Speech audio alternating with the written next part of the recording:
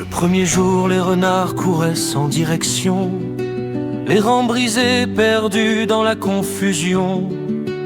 Ils nourrissaient mal les corbeaux affamés, pendant que les ours savaient déjà les gaver. Experts en guerre, puissants et bien préparés, les ours riaient devant les renards dispersés. Mais dans l'ombre, les renards ont murmuré: perdons ce jour pour mieux nous relever. Ici c'est les renards. La ruse brûle sous nos regards. Face aux griffes, face aux remparts, on frappe plus fort quand vient le soir. Ici c'est les renards. On tombe parfois mais jamais trop tard, quand les ours croient tenir la victoire. Nos crocs s'aiguisent dans le noir.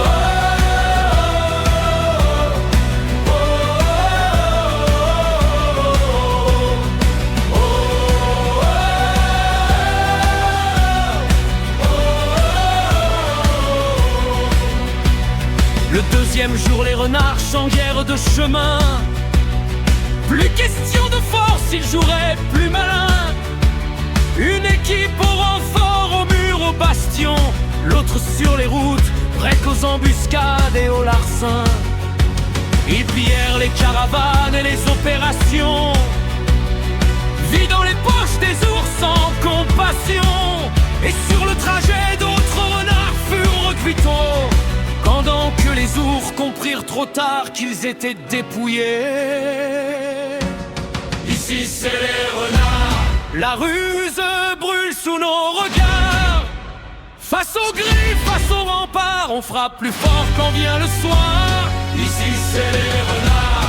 On tombe parfois mais jamais trop tard, quand les ours croient tenir la victoire. Nos crocs s'aiguisent dans le noir. Le troisième jour, les mages levèrent leurs bâtons. Ils renforcèrent les boucliers sur nos maisons. Dans les ateliers, les savants cherchaient sans bruit des technologies nouvelles pour changer la nuit. Les renards des équipements redoublèrent d'efforts, préparant les corbeaux pour frapper plus fort. Mais les ours maladroits, avec leurs grosses pattes, brisèrent leurs armes et perdirent encore la bataille. Le quatrième jour, les ours rugissaient de colère. De défaites d'affilée leur brûlait la chair. Ils ouvrirent leurs chambres secrètes et leurs trésors dorés pour payer des mercenaires et les faire avancer. Ils burent des potions pour devenir plus puissants. Le sol trembla sous leurs pas arrogants. Mais les renards virent venir le danger et laissèrent le terrain pour mieux se protéger. Ils firent croire aux ours qu'ils étaient invincibles, qu'aucun renard n'était encore une cible. Mais derrière ce silence et ces chemins déserts, la ruse préparait déjà sa guerre. Ici c'est les renards. La ruse brûle sous nos regards. Face aux griffes, face aux remparts, on frappe plus fort quand vient le soir. Ici c'est les renards.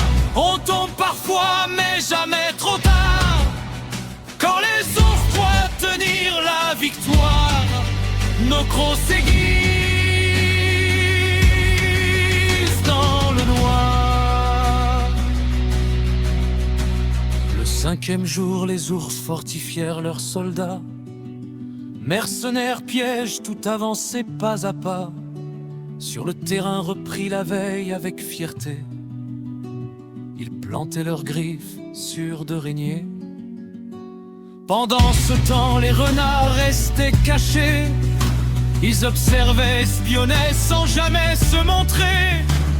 Ils laissèrent croire qu'ils avaient abandonné, mais dans leurs yeux, la victoire attendait. Le 6e jour, les ours frappèrent les camps trouvés. Sur les routes sombres, ils pensaient tout écraser. Fiers de leur victoire, ils rentrèrent au soir, croyant les renards détruits, perdus dans le brouillard. Mais les renards attendaient que tombe la nuit, tapis dans l'ombre des tentes ennemies. Quand les ours dormaient, confiants et fatigués, les renards surgirent, prêts à tout renverser. Pas un cri ne prévit leur défaite, pas un ours ne put fuir la tempête, sans laisser un seul ennemi s'échapper. Les renards reprirent enfin leur destinée. Ils rentrèrent au royaume, le regard victorieux. Sous les flammes, les chants montaient jusqu'aux cieux. Ils brandirent le casque du chef des ours vaincus, et tout le royaume chanta d'une seule voix connue. Ici c'est les renards. Levez vos verres, hissez l'étendard. Dans la tempête ou dans le brouillard, on avance ensemble, fiers et gaillards. Ici c'est les renards. Que résonne notre fanfare. On rit, on chante jusque tard, car la victoire